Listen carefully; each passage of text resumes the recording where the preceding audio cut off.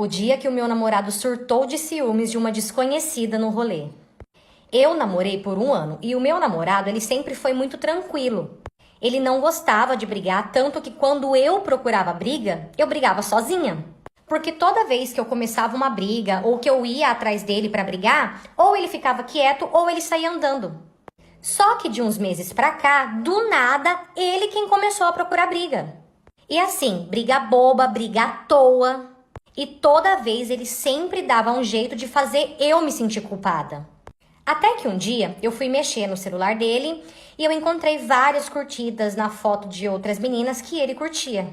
E quando eu fui brigar com ele por conta disso, ele disse que só tinha feito aquilo porque a gente estava brigando bastante ultimamente.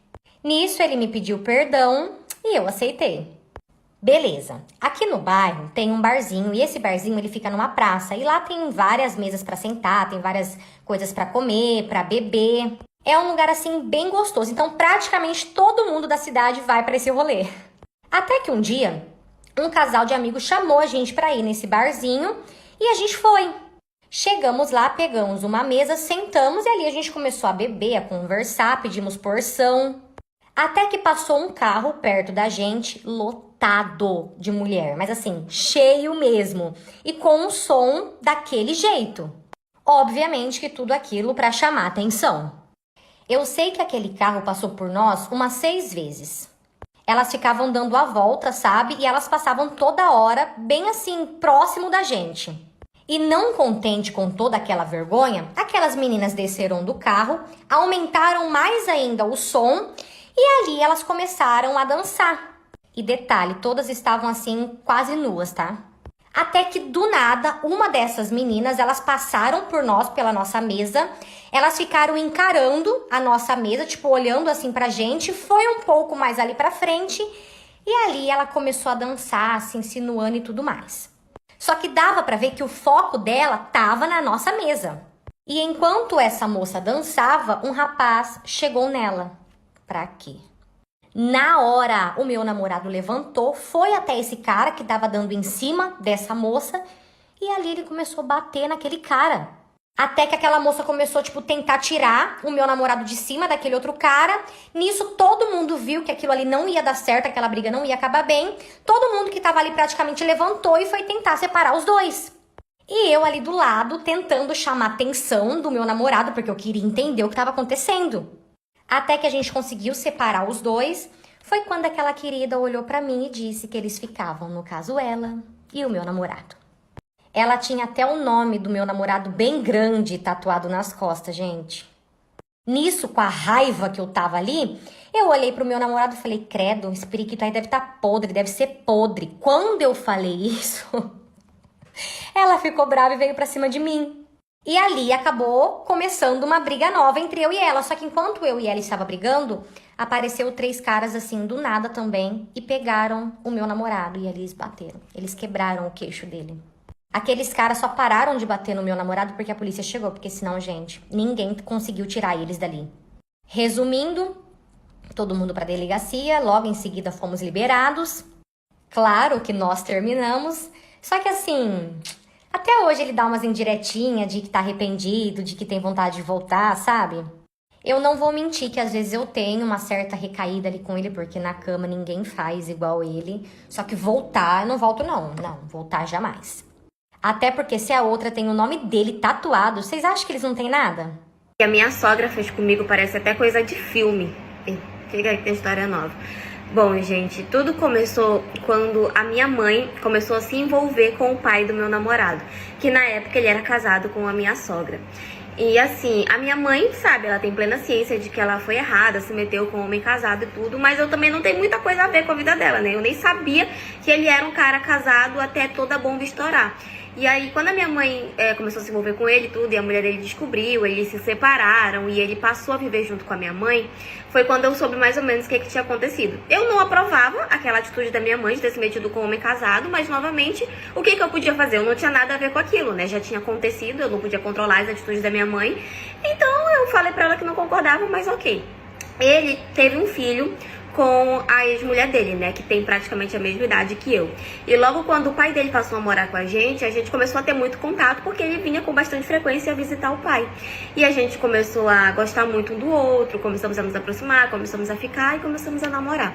A minha mãe e o pai dele aceitaram muito tranquilamente o nosso relacionamento, mas a mãe dele não aceitou, porque eu era filha da amante, né, da pessoa por quem o marido dela tinha trocado ela.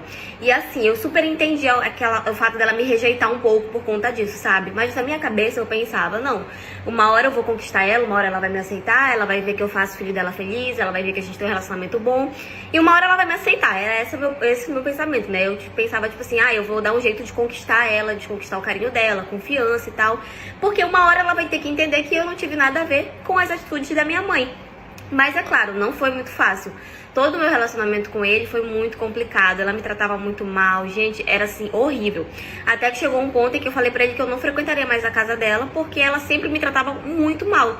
E ele sempre concordou comigo, falou que tava tudo bem, que ele entendia que ele não ia forçar relacionamento nenhum. Que era apenas pra eu me preocupar com ele e o nosso relacionamento. Que com ela ele daria um jeito, que uma hora ou outra ela ia ter que entender, uma hora ou outra ela ia ter que aceitar. Pois bem, gente, até que quando eu e ele estávamos com 9 meses de relacionamento, eu acabei descobrindo que eu estava grávida dele. E assim, eu ainda estava estudando, ele também estava estudando, então foi um baque assim para nossa família, mas recebemos todo o apoio possível da minha mãe, recebemos apoio do pai dele e da minha sogra não tivemos apoio, né? A primeira coisa que ela falou foi que eu tinha que tirar, foi que eu tinha que interromper a gravidez porque a gente era muito novo e tal, que ela nunca ia aceitar aquele neto porque aquilo ia atrapalhar a vida do filho dela e tal. Ela foi totalmente contra a gravidez, mas eu e ele, a gente decidiu que nós manteríamos a gravidez e como a gente teve total apoio da minha mãe e do pai dele, então a gente achou que tava tudo certo, que daria tudo certo. A gente não tinha o apoio dela, mas tínhamos apoio de outras pessoas e enfim. Só que mesmo assim ela ainda ficou batendo na tecla de que eu tinha que interromper a gravidez. E quando ela viu que a gente realmente não ia interromper aquela gravidez, ela começou a meio que moldar o pensamento dela, assim, moldar a atitude, digamos assim. Começou a meio que querer se aproximar de mim e tal, e ficava tipo, ai, não, tudo bem, tu é a minha nora, tu vai ser a mãe do meu neto, acho que a gente tem que se dar bem. E eu não vou mentir, eu até que acreditei nela, sabe? Eu realmente pensei que ela tava sendo boa comigo, que ela realmente queria se aproximar, porque agora tem uma criança que era neto dela. Eu realmente acreditei na atitude positiva dela, na atitude boa. Até que um dia ela me chamou eu e o filho dela pra tomar um lanche na casa dela e tudo. E eu fui, né, tipo, pensando que ela queria se aproximar de mim, aceitei e fui. Chegou lá, ela tinha feito um bolo com café, nós sentamos na mesa, ela me serviu. Eu comecei a comer, eu senti assim, um gostinho meio estranho no bolo, mas, enfim, não queria questionar ela, não queria questionar o que ela tinha feito pra mim, né. Tava fazendo de tudo pra ser o mais educada possível. E eu continuei comendo, tomei o café e tal. E aí tudo certo, fui pra casa. Quando eu cheguei em casa, passou algumas horas, eu comecei a sentir uma dor estranha na minha barriga. E eu fui no banheiro e eu tava sangrando. Eu não tava sangrando muito, eu tava sangrando bem pouquinho, sabe? Comecei a me desesperar quando eu vi aquilo. Eu avisei a minha mãe e imediatamente a minha mãe me levou pra maternidade, porque ela pensou logo que eu tava tendo um aborto espontâneo, né? Chegamos lá, tal, fizeram todos os exames e descobriram que eu tinha ingerido Cytotec. Sabe aquele medicamento que você toma pra abortar? E na hora eles pensaram que eu tinha abortado, tal, e que eu queria esconder da minha mãe, porque eu fiquei falando que eu não tinha tomado aquilo. Só que eles estranharam, né? Porque o Cytotec você toma uma dose via oral e outra, né, você coloca lá na sua região íntima. E é óbvio, eu não tinha feito a segunda parte, porque eu não tinha nem tomado a primeira. Só que aí eles disseram que eu tinha tomado, e eu comecei a questionar, falando que eu não tinha tomado, e eles pensavam que eu tava falando aquilo só porque eu queria esconder da minha mãe, quando não, mas é óbvio, a minha mãe acreditou em mim.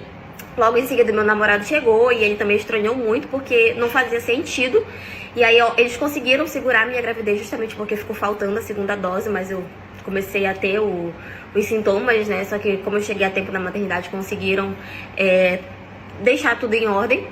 E a única coisa que passou pela minha cabeça foi o bolo que eu tinha comido e que estava com gosto estranho. Na hora eu nem quis falar pro meu namorado, porque eu não queria que ele ficasse chateado, tá acusando a mãe dele, uma coisa assim, mas eu comentei com a minha mãe. E a minha mãe foi e comentou com o marido dela, né, que era o pai do meu namorado, o ex-marido da minha sogra. E eles ficaram meio assim, tipo, será que ela fez isso? E eu fui e questionei ela. E eu questionei ela na frente do meu namorado. Eu não tinha falado nada pra ele até então. Mas quando eu tive a oportunidade, eu questionei ela. Ela de início se sentiu super ofendida e tal, mas não demorou muito pra ela confessar o que ela tinha feito. Que ela tinha sim colocado medicamento dentro da minha fatia de bolo, porque ela tinha esperança de que eu interrompesse aquela gravidez, porque até então a gravidez ia atrapalhar a vida do filho dela. Gente, eu fiquei com tanta raiva, minha vontade era de ir pra cima dela, sabe? Mas eu não fui justamente pra preservar minha gravidez, que tava uma gravidez assim, que a qualquer coisa que acontecesse poderia perder, porque ela tava sensível, sabe? Ele ficou extremamente irritado, ele ficou com raiva dela. E ele acabou saindo da casa e passou a morar comigo, a minha mãe e o pai dele na casa. E como eu falei, a gente tinha muito apoio, né, dos nossos pais. Então quando tudo isso aconteceu e ele quis sair da casa dela, o pai dele super apoiou. E hoje a gente mora nós 4 juntos e mais o nosso filho. Nós ainda estamos estudando, mas temos total apoio dos nossos pais. Logo mais a gente está conseguindo um emprego e vai ter a nossa vida. Sou muito grata pela minha mãe por não ter me abandonado nesse momento. E quanto a ela, várias vezes ela tentou se aproximar dele, mas ele não aceitou. Ele realmente ficou muita raiva dela e eu também tenho muita raiva dela, sabe? Eu tenho até medo das coisas que ela pode fazer se chegar perto do meu filho. E assim, ela adora abrir a boca dela pra falar que eu afastei ela do filho dela, que a minha mãe, além de ter tirado o marido, tinha conseguido tirar o filho e tal. Enfim, ela bota a culpa em todo mundo, menos nela mesma. Como eu falei, eu não julgo o fato dela ter raiva da minha mãe, dela ter sido contra o nosso relacionamento, porque eu super entendi. Mas eu não tinha feito nada pra ela, o meu filho não tinha feito nada pra ela, sabe? E é isso que eu nunca vou perdoar e eu acho que meu namorado também não. Mas enfim, essa é a história de hoje. Foi isso. Quando eu era crente mesmo, crentona, eu namorava o meu varão, né? Até eu descobri que ele me traiu, e eu descobri isso na sala da pastora. A gente se conheceu na igreja, né, tudo e tal, e ele tinha ministério, etc e tal, era o cara. Eu ia nessa igreja, eu era uma irmãzinha muito do manto, muito da oração, e aí conheci este homem que tinha ministérios, etc e tal. Aí a gente começou a orar pra namorar, porque na igreja tem isso, né, a gente ora pra namorar, pra casar, noivar. Aí beleza, depois de muita oração, muito jejum, debaixo, de muita unção, começamos a namorar. E o namoro, gente, juro, era uma bênção. O namoro era realmente uma bênção. Era incrível, a gente se dava bem. E aí, na igreja, tem muito isso de noivar rápido, casar rápido. Até pela questão mais do, né?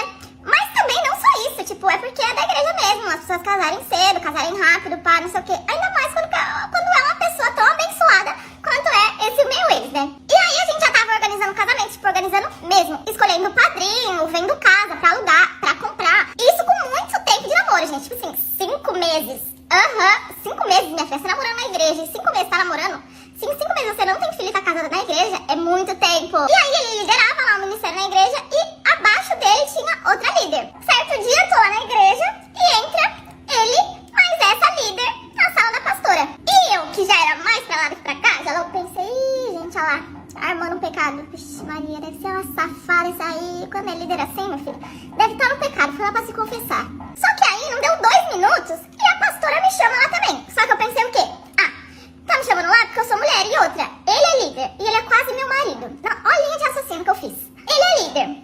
Eu sou quase esposa dele. Então quando eu for esposa dele, eu vou ser líder também, né? E aí ela tá me chamando lá por quê? Porque eu sou mulher.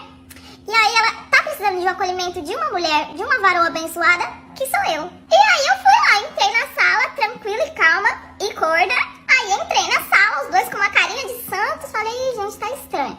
Aí a pastora falou, senta aí. Aí eu me sentei. Quando eu sentei, a pastora olhou pra eles e falou assim, vocês contam ou eu conto? E eu sem entender nada. Aí a pecadora já começou a chorar, se derramar em lágrimas. Aí eu, muito que sonsa que eu era, né? Pensei, ih, gente, deve ser doença. Ela deve estar doente. Vou ter que acolher ela agora. Vou ter que dar um abraço amiga. Vou ter que dar o colo pra ela chorar, porque é doença terminal, certeza. Daí, ele olhou pra minha cara e falou assim, ai, a Kátia tá grávida. A Kátia é a líder que tava lá. E ela chorando, aí eu olhei e fiz assim, ó. Ixi, caramba, pecou. Essa aí tá no pecado. Jesus Cristo, que Deus tenha piedade. E eu super com esse pensamento de, vixe, bem que eu falei quando eu entrei aqui que a Kátia tava no pecado. Soltou o chimbil. Mas em nenhum momento eu pensei, ai, nossa, quem é o pai? Não, nada a ver. Na minha cabeça tava, irmã tá em pecado, vamos acolher, né? Só que entre um pensamento e outro que eu tava tendo na minha cabeça nesses milésimos de segundo, a pastora olhou pra minha cara e falou assim, a Kátia tá grávida do Felipe. O meu presente de Deus, a resposta das minhas orações? Para de mentir. Daí, nesse momento, o garotinho começou o quê? A chorar, chega, soluçava, faltava o ar dele. Coitado, né, gente? Ô, como sofre. Minha filha, fui na rua e voltei, não tava entendendo nada. Eu queria apenas uma coisa, desmaiar. Aí eu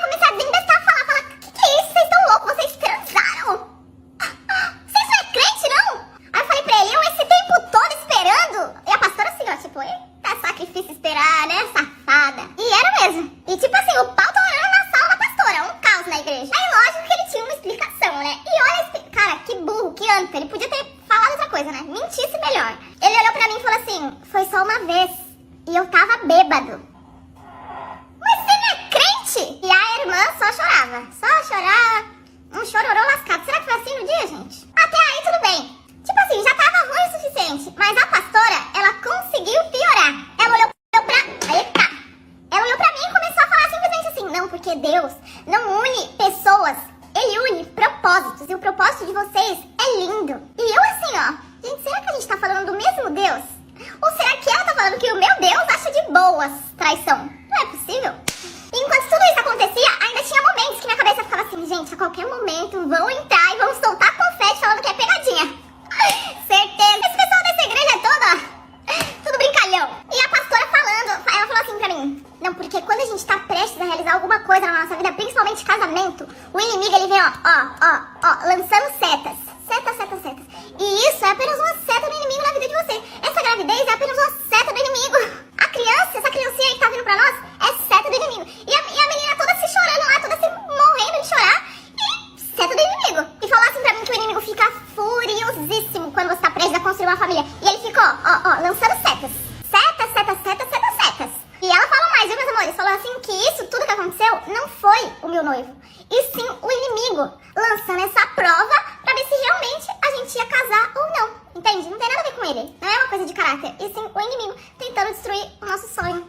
E caberia a mim pisar na cabeça do inimigo, enforcar o inimigo, esgoelar o inimigo e passar por cima de tudo isso e casar com o meu presente de Deus. Infelizmente, eu não tenho dom para ser madrasta, né? E aí eu saí daquela sala desnorteada. Eu fui rumo ao altar da igreja, aquele altarzinho, sabe?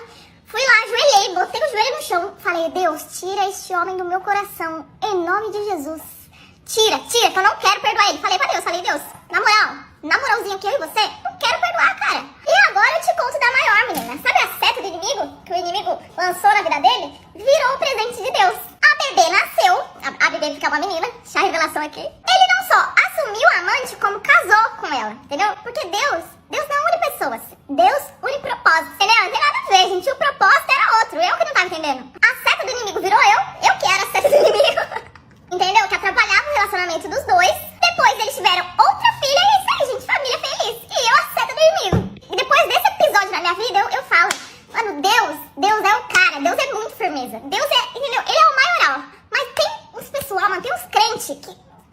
Vou te contar do dia que eu descobri uma traição através de um emoji. Meus amores, eu não brinco de ser detetive, não, eu mando ver. Foi assim, eu tinha acabado de casar e grávida do meu mini querido. E aí, esse abençoado, ele era daqueles homens, sabe aqueles homens que a gente punha as mães no fogo? As mães não, eu me jogava na fogueira por ele. Esse aqui, não, esse aqui é bobão de tudo, tipo, ele não sai, não nada, tipo, me trair jamais. Não, isso aqui, bobão desse jeito aqui, não me trai nunca. Os bobões são os piores. A gente já sabe que confiar em feio não dá. Porque aí o feio, daqui a pouco ele começa a se achar o bonitão e te trata como a feia da história. Mas ninguém fala sobre os bobões, né? Porque, não, ele é todo bobinho, tipo, não, ele não trai, ele é bobão desse jeito, não. Mas os bobões também, é um perigo, gente. Os bobões, eles são os piores. Ele e o feio estão ali, ó. Aí, beleza, certo dia saiu eu e o meu maridão pra curtir e ele bebeu todas e mais algumas. Beleza. Aí teve uma hora que ele foi mandar mensagem pra mãe dele. E quando ele abriu os emojis recentes, eu vi um emoji assim, ó. Sabe esse emoji aqui? Aí eu, o quê? E aí eu já fiquei com aquela bela pulga atrás de minhas orelhas, né? Pulgas, carrapatos, fiquei com tudo bem localizado aqui, ó. Aí eu, com a minha cabeça maliciosa, já pensei, tá fazendo coisa errada. Spoiler, ele tava mesmo. Aí beleza, fingi que nada tava acontecendo, curtimos horrores, deixei ele beber mais algumas, né? Porque eu tinha um plano. E aí a gente foi embora pra casa. Aí chegando em casa, ele estava loucaço, como planejado, né? Aliás, como planejado não, ele já tava muito bêbado. Aí eu falei, bom, vou deixar beber mais, porque aí, né, eu faço a minha manobra de massa. Beleza, ele chegou em casa, deitou, capotou, como se nada. Eu falei, agora chegou meu momento de agir. Beleza, peguei o smartphone dele e comecei. Fuçar, e eu não achava absolutamente nada. Falei, não é possível, porque a minha intuição, se ela falha, é tentando acertar. Então eu vou achar. Até que eu tive a ideia genial, a sacada de mestra, o fatality, o golpe final. Já até deixo aqui uma dica aí pra ti, menina, garota, mulher. Fui lá e pesquisei na barra de pesquisa. Meu amor, é tiro e queda. Pesquisar na barra de pesquisa é muito certeiro, amor. Você não precisa nem,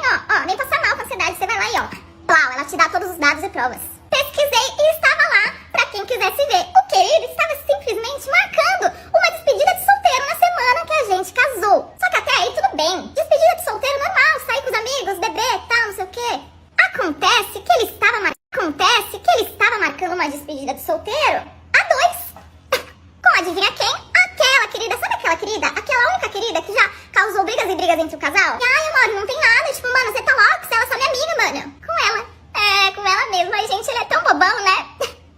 Tão bobinho. Só que até aí, tudo bem, acontece que olha como estavam escritas as mensagens. Ele tava pedindo uma despedida de solteiro pra ela e ela, tipo, nossa, mas, tipo, você vai casar, não vai? Aí ele, não, eu vou casar sim, mas eu quero uma despedida de solteiro nossa, porque depois que eu casar, eu não vou poder fazer mais nada disso. Ah, então antes tava liberado, tava de boas. Assim, noivo, não, pode sair, tá liberado. Casamento que é sério, né, tipo. Enquanto a idiota aqui estava o quê? Arrumando os preparativos pro casamento, tipo, pro casório, né? Gente, que arrependimento de não ter visto essa mensagem antes de casar. Porque no final das contas até casei, né? Gastei horrores, casei com o salafrário. Aí, beleza, o que eu fiz? Ao invés de acordar ele ia estar bêbado, não ia render nada. Eu fiquei a noite inteira acordada, acordadérrima. Esperei a cachaça sair, no outro dia ele acordou. Minha filha, eu falei tanta coisa pra aquele homem que eu acho que ele precisa de terapia até hoje. Nossa, mas humilhar homem é bom demais. É bom demais. E aí, sabe o que ele falou? Ai, gente, ele é tão queridinho. Ele é tão, sabe? O querido olhou pra mim e disse o seguinte. Amor, tipo assim, você não terminou de ler a conversa? Velho, tipo, eu nem cheguei aí. Tipo, não aconteceu nada, velho. Ah, não aconteceu, gente. Só marcou, ele só queria. Tipo, não aconteceu. Então nem configura a traição, né? Tipo, nem tchum. Ó, nada a ver. Ajoelhou, pediu perdão, falou que nunca mais ia fazer isso e começou a chorar. Chorar, igual um bebê, igual uma criança. E eu só assim pra ele. Agora faz isso. Ó. Ué, na hora que tava pra me trair, tava todo... Não conte pra ninguém que me casareis. Agora tá chorando por quê? Hoje em dia ele continua com esse ritual de beber e chorar, só que agora ele bebe, chora e vem atrás de mim. E a única coisa que me